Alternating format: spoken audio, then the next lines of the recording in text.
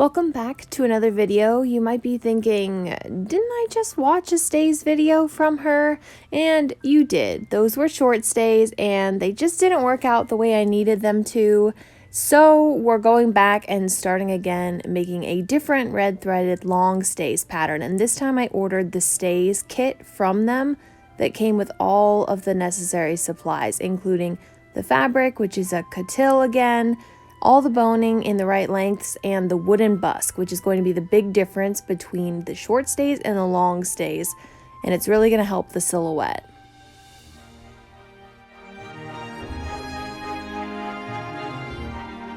So the mock-up is done, very jankily. This part's a little funny where the pocket for the busk goes, but I assume once you get like the binding on there, it won't be so like. But I think like the hips fit well, and the back there's a small gap, and that will be lessened because this fabric probably stretches a little bit and the coutil obviously will not, which is good. And for the top, I think the only thing I need to do is narrow these just a tad bit. I'm probably just going to take out a little sliver on each one so that they aren't so big. I must have widened them a little bit too much, but other than that, I think we're good. I don't really want to mess with deepening the bust score like I did on my short stays. I think that might mess with the proportions of how all of this fits. So, yeah.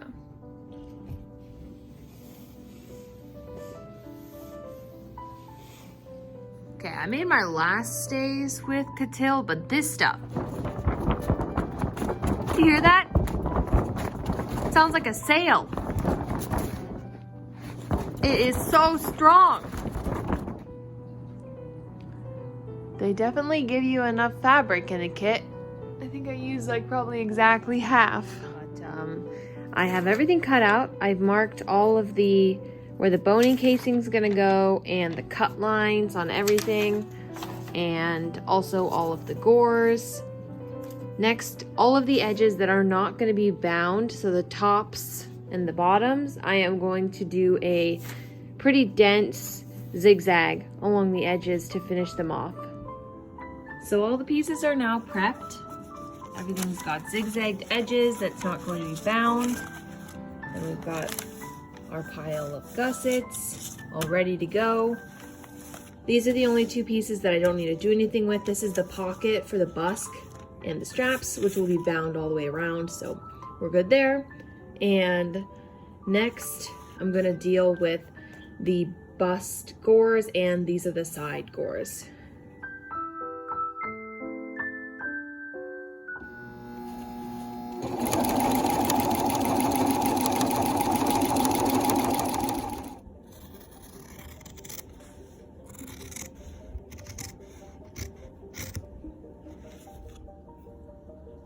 Before the gores are inserted, each cut edge needs to be turned in so that the front or the right side has finished edges.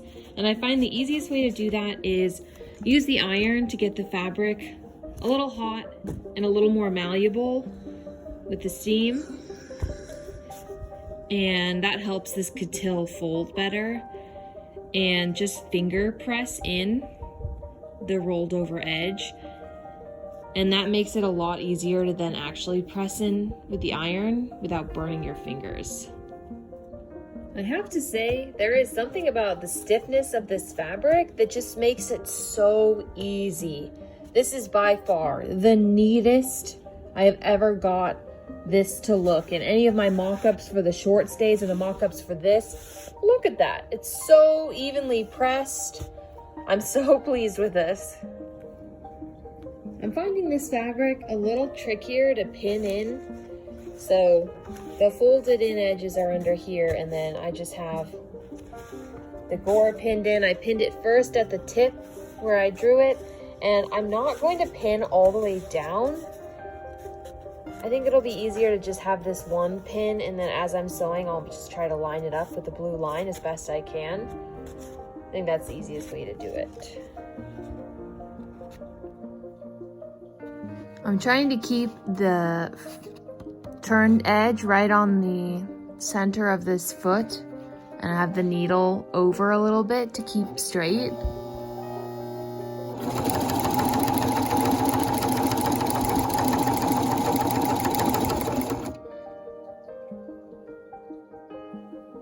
You can see the nice stitching there. It's relatively even, and I have the needle down right at the point.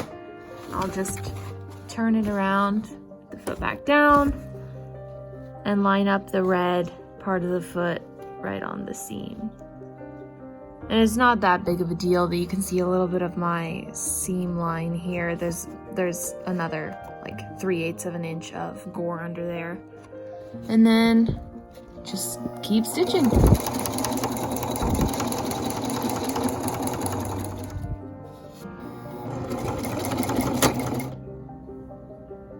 What the heck just happened?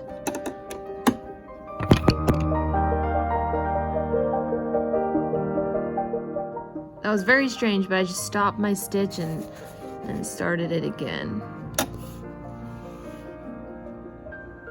Next part is attaching the casing for the busk. I wanted to make sure I didn't fold it in too much and it would still fit. And the top gets to be folded down about this much, and there will be eyelets in here. Oh god, I'm not looking forward to punching eyelets through this. That'll be fun. I think that the bottom I don't touch right now, and it'll just be part like the what's the word I'm looking for? The binding will be the bottom here. So that's, I leave that, and I'm just gonna stitch the long edges. Maybe I should put the eyelets in now. Oh god. Okay, I put in some very questionable eyelets, but I don't think they have to hold up any strains, so we're going with it. So this part ended up a little bit questionable on my mock-up, and I realized there's like these helpful notches, or I don't know, lines, and these lines go here when sewing them together. So I've just marked those so that I can pin it correctly when I sew it on the first side, and then it'll be aligned correctly this time. For once, I'm gonna actually follow the order of operations in a pattern, and I need to sew in the bone casing actually, which goes along most of the seams. So I was thinking that you'd sew that after you construct the seam, and then like turn the edges to one side and put the bone casing over it. But the pattern doesn't recommend that. I still feel like that's a good idea, but it will probably be easier. I don't know, I'm thinking about how if I sew them in now, I have to make sure it's like exactly the seam width away from the edge, and that's kind of difficult. Oh god, I don't know. Okay, I'll at least do these interior ones. Like this one doesn't go all the way to an edge and it's not on a seam. So I'll do those, and maybe I'll try to do the ones that go along the seams how I was originally planning after constructing the whole thing. And hopefully it's not a terrible, awful disaster, but I guess we'll see together.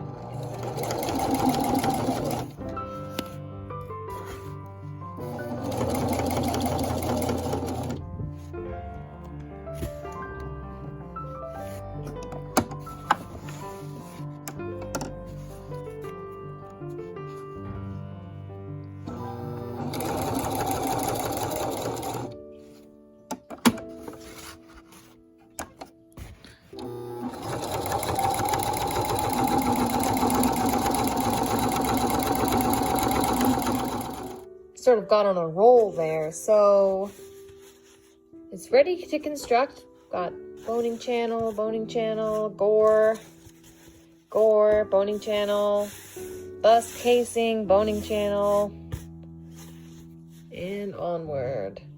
And now I'm just gonna seam these all together, and hopefully I've got the right edges. These ones are the ones that confuse me. It's like, does the high part go that way or does the high part go that way? But I've looked like 3 times, and this should be right. I really hope somebody noticed in that last clip that these ones were flipped upside down. This little edge part, which is clearly the top, was kind of down here, so I flipped it right side up. I'm like sort of having a blank how I did this. There are little mark lines that I match up, but I'm like, do I leave? This needs to, the other half of this gore needs to get out of the way. It's not like this should be pinched together and sewn, then, because obviously not.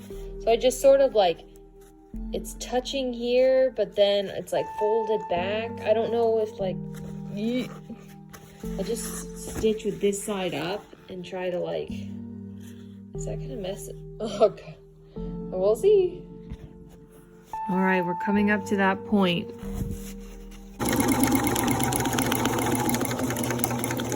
And then do I just sew over that?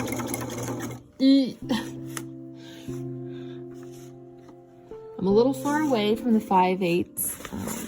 No biggie. We'll get back there. We'll get back there.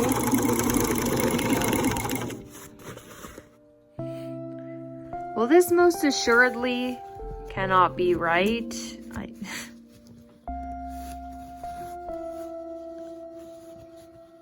Anyway, from the front, it doesn't look like that bad.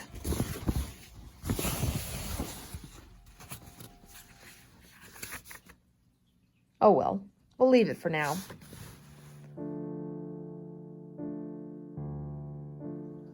So I decided that trying to sew the casings over the raw edges was probably not a good idea, to sew through the double casing and then 3 layers of coutil. I don't want to kill my machine. So I'm just trying to sew it as close as I can to the seam.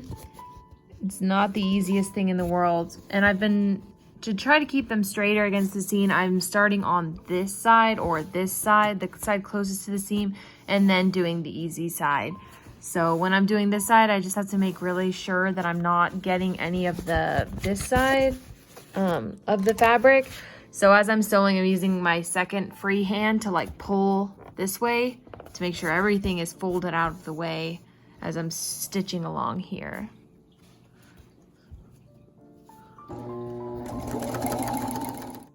All right, all the boning channels are in there, except for the lacing edges. I'm not dealing with that yet. Time to insert the bones. I've laid out where all the boning needs to go before sliding it in. The only thing I am worried about is these look just like a titch too long.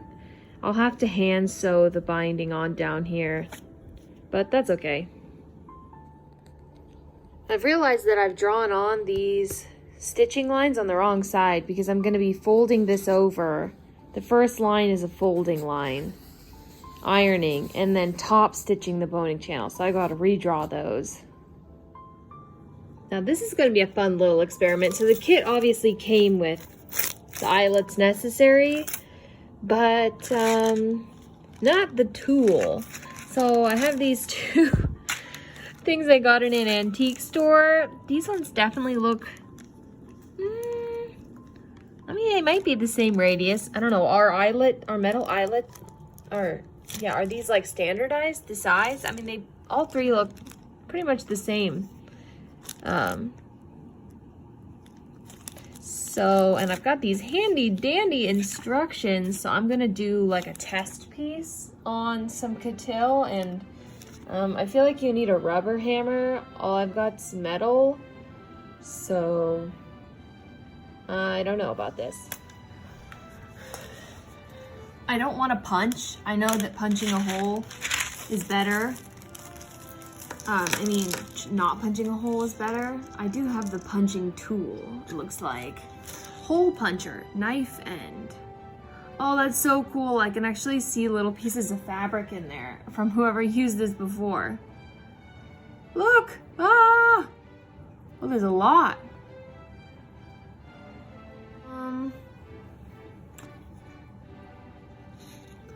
I thought eyelets had like 2 different parts. I thought there was like a flat part.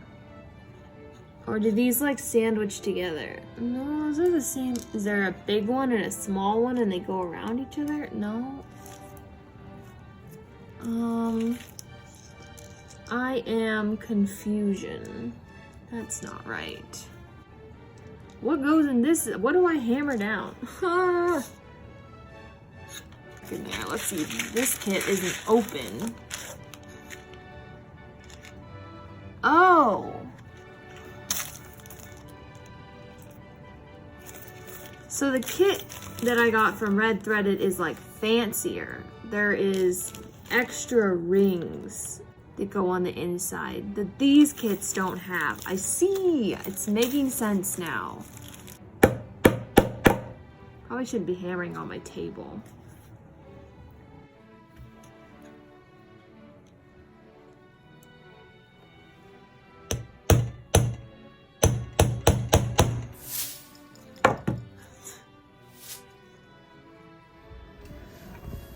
On day 2 working on these, I had a lot more success, and it really just had to do with me hammering harder. And it was late at night the other time when I was trying, so I was afraid to hit the hammer hard enough. So this was during the day, and I was also outside, and it worked totally fine.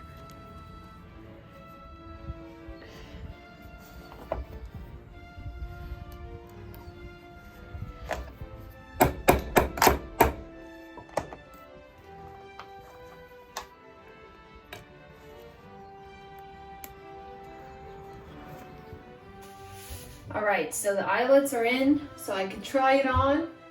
I could probably tighten it up more.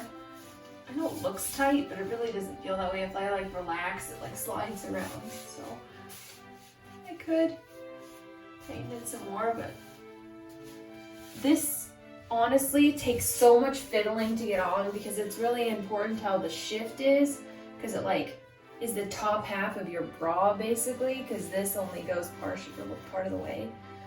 I don't know, there's some extra here. It's sort of like pooping out. I wonder if I could just take that in a bit, maybe. Or just leave it. The cups are like a little roomy, but people were saying like, don't make them too small because then like there'll be a drawstring here. Like obviously it's not there now because I haven't bound it. The drawstring goes like in the binding, and then it'll tie through right here that will hold the bust in place.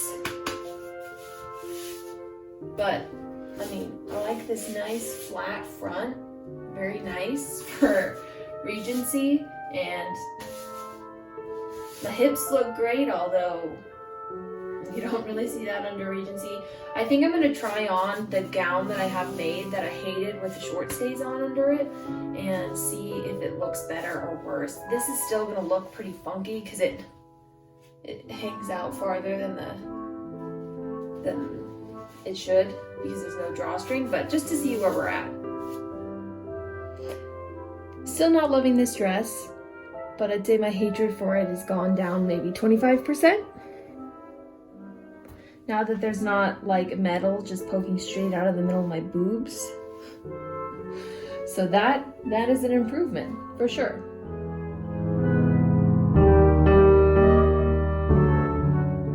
I'm feeling extraordinarily lazy, and we've already got metal eyelets in there, so historical accuracy is out the window.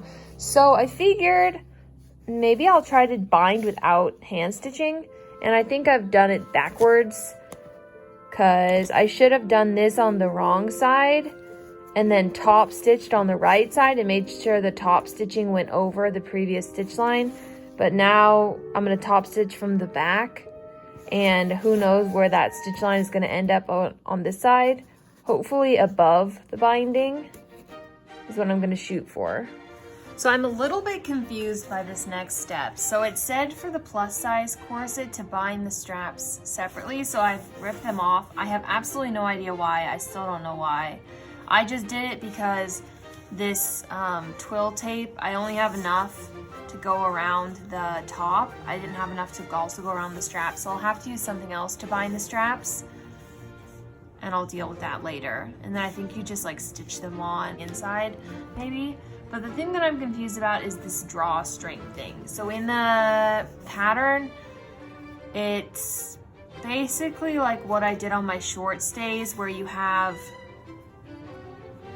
it ends in the center and wraps around, so there's an opening for the drawstring to come through. Their way is a little more complicated, where you like sew a seam and leave a little opening, but I think it's easier to just start and like that. But then how this, I don't really understand. The string will be coming through here, and then what, I guess you just then like thread that through there and that through there and then tie it here maybe. But the next step will be stitching down this drawstring like here-ish. And I've burnt the edges so that I can stitch it down and it won't fray.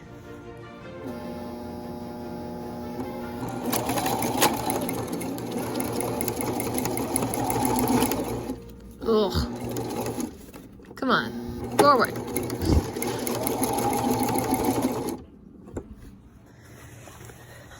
Now before pinning on the binding, gotta cut the gores down.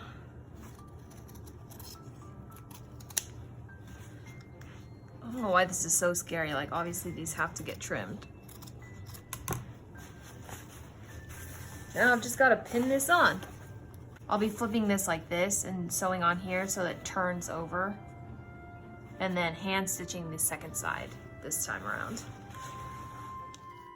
I'm skipping the part where the bones are. These bones are too long. I can't actually sew over the edge, so I'll have to hand stitch both sides of this edge.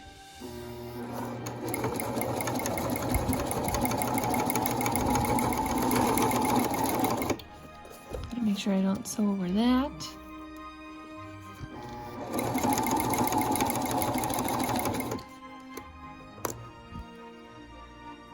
Like I said, these are going to be bound separately, and then I'm going to stitch them on. So I just have double fold pre-made bias tape, you know, this stuff.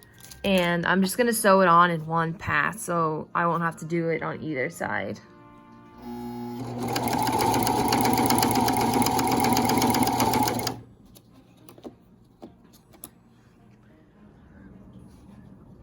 This might be a mistake, but I'm just gonna try to sew this on with the machine, even though it's pretty thick.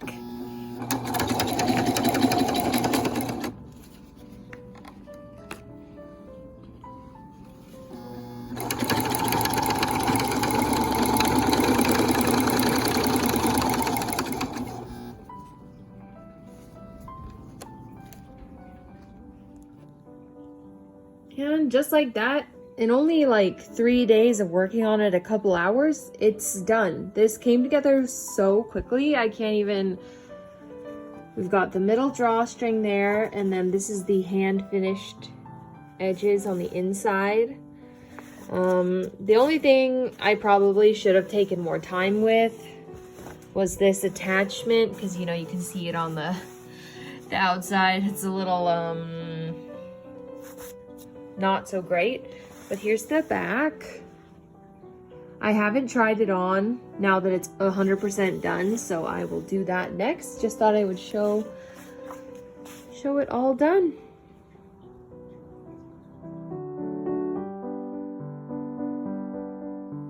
So here are the finished stays. Super quick project, really easy. I had to make almost no changes to the pattern since this was like basically my size when I bought it. All I did was do what the pattern said and enlarge the bust gores if you have a large chest. That's all I had to do, and it fits really great. Still a little bit of room to tighten it up if I wanted to, and the silhouette I think is just much better. I feel like I definitely should have made stays like this from the beginning, but you know, I learned a lot making the short stays, and they are really cute. They just are very much a problem for me to wear and just don't look good under any of the clothes I've made so far. So these will probably just get put to the side. They were a nice project. I actually am very proud of them. They're very cute, but these are much more practical. Well, I don't think practical is the right word because none of this that I make is practical, but for making a Regency like outfit, this is much better. And like you saw before when I tried on the dress, which I still haven't done now that all the binding is on, but I think it'll look totally fine underneath. And not have the problem where the center middle would poke out and you could see it through the dress, which I absolutely despise. This is nice and like sucked in because of the busk, which I did actually thread this little circle, this center tie is through the eyelets that are above the busk that are stopping it from like trying to shove up, and that's helping it do its job of keep everything straight.